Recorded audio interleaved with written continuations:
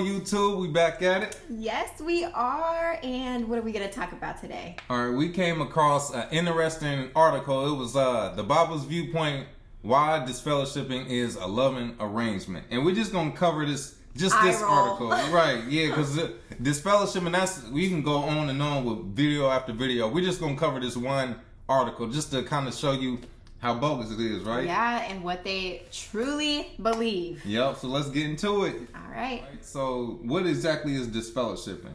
So basically, disfellowshipping is the arrangement of like excommunication from the organization. Right. So if one of the members does something wrong and they are seen as unrepentant, then they can be disfellowshipped. Right. And in this movement, they're like excommunicated from the organization. Nobody's allowed to talk to you, and you could still be going to all of the meetings and everything, but your friends, your family, they're not supposed to talk to you at all. No matter, even if it's an emergency, they are kind of pushed to not talk to you. Don't answer your phone calls.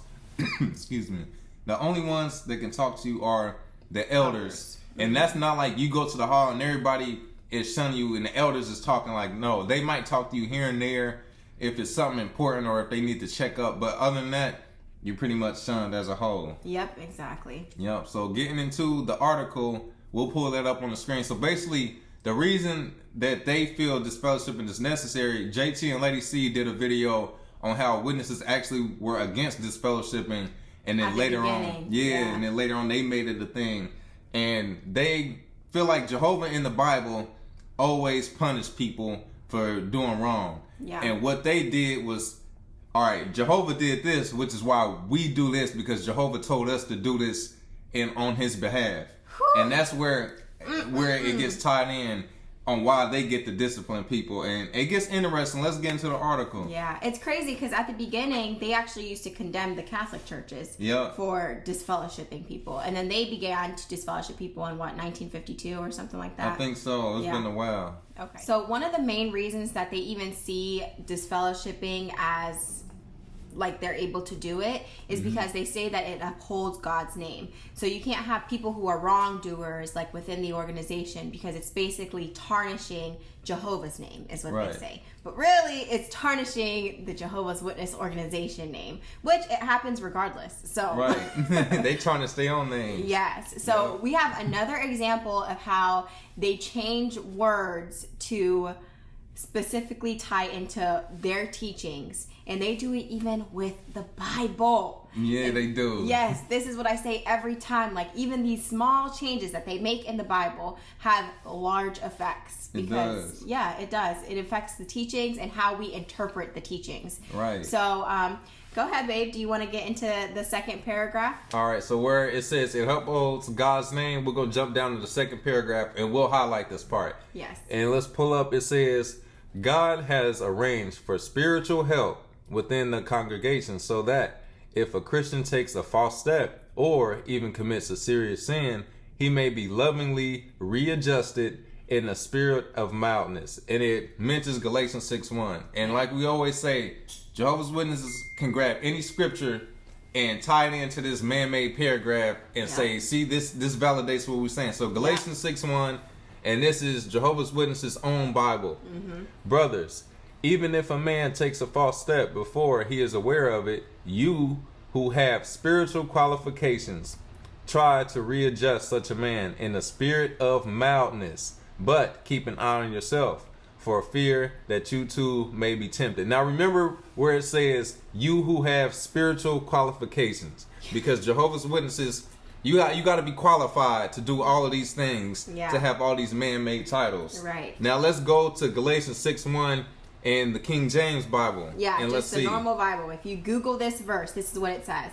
Brothers, if someone who is caught in sin, you who are spiritual should restore him gently. You who are spiritual. You who are spiritual. You who have spiritual qualifications. Do you see the difference? And it may seem like something so small, but it's not. Because as a Jehovah's Witness, we know exactly how we interpret spiritual qualifications. Yeah. What do spiritual qualifications mean? Right. So in the real world, spiritual can be someone that believes in, just higher power, just, universal law. But at the Kingdom Hall, you can't just walk up in there and get on the platform and give a talk. You ain't qualified. Yep. You can't go and talk to other people at the door just by going into a Kingdom Hall and saying, all right, let's split and let's go knock on doors. Hold on, you ain't qualified. Right. You can't even pass the mics for somebody to give a comment during the meeting because you ain't qualified. Yep. So you have to have qualifications in order to adjust people. Yep. Or in other words, a title, which Right. is what we've talked about in previous videos, because that is how a Jehovah's Witness interprets spiritual qualifications. We Right. don't interpret it as, oh, somebody who may know better in this instance. No, we take it as somebody who holds a title, which Yep. usually is going to be an elder who, because that's what it is in the organization. It's an elder who inflicts the discipline. You know, it's not a ministerial servant. It's not anybody else. It's an elder. Yeah, and the elder has the power of Jehovah all of a sudden. The same way they tie in Jehovah was able to do this to people and say this and do that. You got that power too, because you can remove people out of this organization now, just as Jehovah is supposed to do in the Bible. Yep, and we'll get into that paragraph later, because there's actually, in the article, it also talks about different examples of how Jehovah protected other people, you know, and how he excommunicated different people, and it's like a whole list of examples. But they take, it's like you can almost use the governing body or elders interchangeably with Jehovah, because they have the same powers. Jehovah's able to excommunicate Adam and Eve, and so now all of a sudden the governing body and elders are able to do the same thing. No, they can't. Okay, so the very next subheading is it keeps the congregation safe. So they disfellowship so that they can keep it as a safe haven for the rest of the members. But it's just funny because literally the third paragraph down, it says, similarly, the Christian congregation is justified in expelling unrepentant wrongdoers from their midst. Why? Because the congregation must be a haven from immoral predators and other willful practicers of sin. It's just very ironic. Right. Oh, the irony. Okay, so keep the congregation clean from immoral predators. So when you have these people that mess with kids, get disfellowshipped, and they come back, that's not like a slip and fall mistake. Like, oops, I made a mistake. All right. And I made it again. Yeah, I'm back on track. Like, no, this is not a behavior that just gets checked off. But yet, these people ain't had to go do no jail time, and now they get to come back to the hall. And that's why it's super ironic, because the paragraph right before that, they're literally talking about, they're basically saying, is the Bible law harsh and demeaning? Talking about, like, the disfellowshipping. Right. And it says, just consider this. When a hardened criminal, they made sure to say hardened criminal, is sent to prison for breaking the law, is that viewed as harsh or cold-hearted? No. But meanwhile, you have these people who are literal sexual assault like predators who are kept in the congregation, and they aren't sent to prison because they believe in going to the elders first. You know, come to us first if you have an issue. Let us deal with it within the Kingdom Hall, you know, and they don't go and tell. So it's just funny. That would be too harsh. Right. So it's just really funny how they try to use that as an example. Right. Or think of this. If the law says not to, you know, knock and go door to door, and it's banned in some countries, that's harsh. Right? Come on now. Right, exactly. Yeah, they play it. It's too harsh sending brothers to jail for going and preaching. No, it should be the same rule. You know, that's the law. Say don't do that, you gotta go to jail. But that's why they said hardened criminals. Right. And we were just talking about this, like when we were just going over it. But like, okay, some people who break the law and are sentenced to prison, like, sometimes they have a good reason to break the law. Right. You know, I was talking about, like, if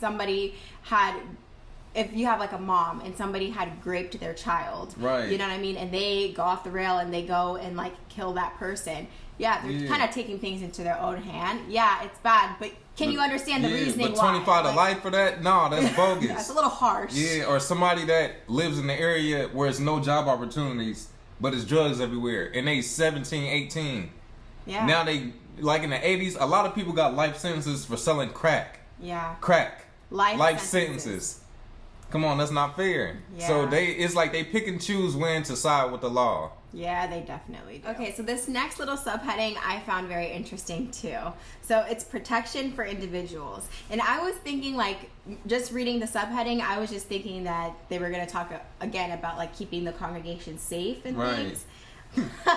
Plot twist. Plot twist, okay? So, it has this small example in the first paragraph, but it's basically talking about how it's a protection for individuals because now people can look at their own life and make adjustments if they see another person who is disfellowshipped. Right. So, second paragraph is a little insert from another witness, and it says, when I first heard at the Kingdom Hall that someone had been disfellowshipped, my initial reaction was shock, says one witness.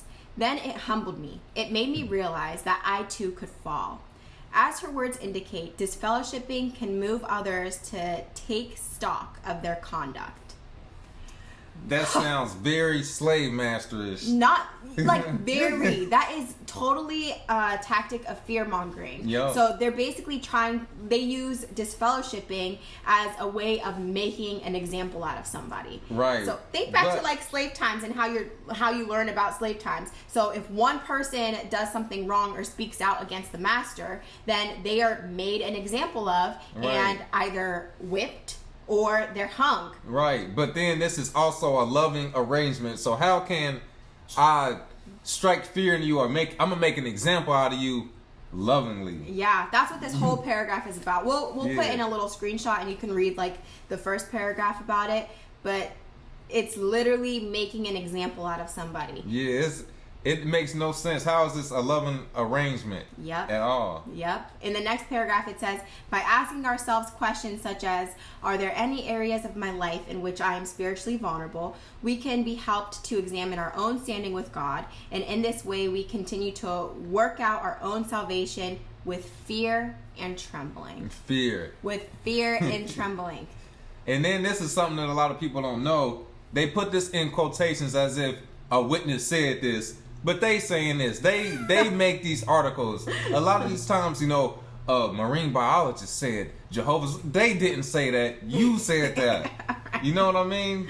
Yeah. Yeah. But it's just funny because they really do put it out there. Like, and reading it as somebody who like woke up, like two people who woke up.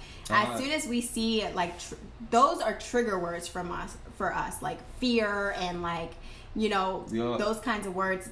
It just takes us back to knowing like this is a fear-mongering group. It is. So. Everything is fear. People don't understand what fear does to your body. Fear is not, even a lot of times, like, not getting too deep into it, but in a lot when it comes to pharmaceutical companies, we trying to make money off of you. So if I tell you sick, your body's reaction to that has an effect on you now because thinking how you was carrying yourself before a doctor said you sick, you about to die. Now, before that, you joyful, you getting up, you feeling different. Somebody telling you got 6 months to live, you living in panic now. And that stress is basically taking your body like this. Yeah. And not even getting into the mental. This is just how your body is feeling on the physical. Mentally, it drains you. If your brain, you're not okay up here, the rest of your body is going to feel that too. Babe, that's such a good point because it's true. And you end up manifesting. What's so bogus, I had a friend that woke up and went back because he had some mental issues go down and he basically spiraled out of control mentally while he was in fellowship. Yeah. And it goes back to, okay, they said Jehovah's not protecting me and this is why. No, when somebody says we disfellowshipping you and all this bad stuff you've been told is going to happen when you get disfellowship, you are looking for everything bad to happen. Yep, you already walking out the house like, all right, this is going to be a bad day today. Yep, and you're creating that reality for yourself. Yeah. And you do it on a subconscious level. Like, we've talked about this before, but you have thousands of thoughts through the day. Right. Okay, and a lot of those thoughts that you have are the same thoughts. And I think it's like 80% of the thoughts are negative that you end up having. So these are just subconscious thoughts that you're not aware that you're even having. Yeah, they're just there. Yes. Yep. So if this group is teaching you subconsciously to think a certain way, you have to literally consciously break yourself of that habit. Yep. You don't even realize that you're doing it sometimes, but you're doing it, and that's the root problem of it, is because this is what you learned. Yeah, and there's a lot of stuff that's in your head that's not reality. And by example, all the people that left and felt a relief, it's like, all right, I'm ignoring what they put in my head that everything's going to be a disaster. Yeah. Everything actually end up being okay, and that's kind of what they have to teach the witnesses. Somebody get disfellowship, it's the worst thing ever. Yep. And if you was too close to this person, now you at risk. It's like, having the flu. This person got the flu, and if you around them or You're was not. around them, yeah, you might be sick. Like, no, this is not the flu. This is actions. Yep. What you over there doing is your business. And if I speak to you at the meetings, I'm not gonna get, it's not gonna be contagious and jump on me. And now next thing you know, I'm doing stuff to get this fellowship. Yep, but that's how they act. And again, it goes back to like just weak-minded mentality. Yep, weak. Yeah. This is where the hypocrisy really shows. And I didn't notice this until the one homie we tagged in the last video mentioned this on one of his. All right, so you get your judicial committee, and they decide to disfellowship you because they say this is Jehovah's arrangement. This is not a human thing. So they meet with you. They talk to Jehovah and find out if you're repentant or not. And if they feel you unrepentant, all right, we're going to disfellowship you. You have 1 week to appeal the decision, all right? You got 1 week to appeal it. Yeah. Now, this is where the hypocrisy comes in, because if this is Jehovah's arrangement, Jehovah don't make mistakes. So why would you need to appeal something that Jehovah decided was the answer? Yep. Did Jehovah get it wrong? It's really set up like a government. Right. Like, there should be no appeal. Right. Because if you have Jehovah's backing and Jehovah's blessing, and you're able to make decisions like Jehovah makes, which is the comparison that they're making, you know what I mean? Then you shouldn't have it wrong. And if somebody is saying that they're repentant, then they're repentant. Like, you don't have the power to be able to tell them that they're not repentant. Right. And that's what it comes down to. Do we feel like we need to disfellowship you? Because Jehovah himself, he's not in the equation. He should know if you repent or not. Yeah. Why are we even having this meeting? Right, exactly. Yeah. Now, while you are disfellowship, the length of time can vary. It's really about favoritism. I've seen people get disfellowship for 3-4 months and be right back. And then some people, I know when I was disfellowship, I turned in 3 letters. Oh, wow. Yeah, I turned in 3 letters and still wasn't reinstated. And I was at the point where I was thinking about turning in the 4th, and they randomly asked me after the meeting if I wanted to have a meeting with them, and they reinstated me. But at the same time, I still was like, I could care less. Right. Versus other people that are trying their hardest to get reinstated. Yeah. And then some people are disfellowship the rest of their life. It just depends. Like my mom been disfellowship my whole life, and she go to all the meetings and stuff. Yeah. It just depends, and it's not scriptural at the end of the day, because how long is Jehovah holding these grudges? Nope, it's not scriptural At all. That's the point of it, is that they really shouldn't have the power to be able to do that. So to completely cut. And what else falls through with like the whole disfellowshipping process, it's not like you're just boom, excommunicated and that's it. Like, everything is tied into it, you know? So even people's businesses have been affected. I think there was the guy on the Royal Commission that was talking about that, like, or it might have not been that, but anyway, one of the court cases, he's like, my business has been affected. Like, all of the people that used to be my customers, like, they were Jehovah's Witnesses, now they can't conduct business with me, so people like that, it's tied into everything, their finances, all of it, you know.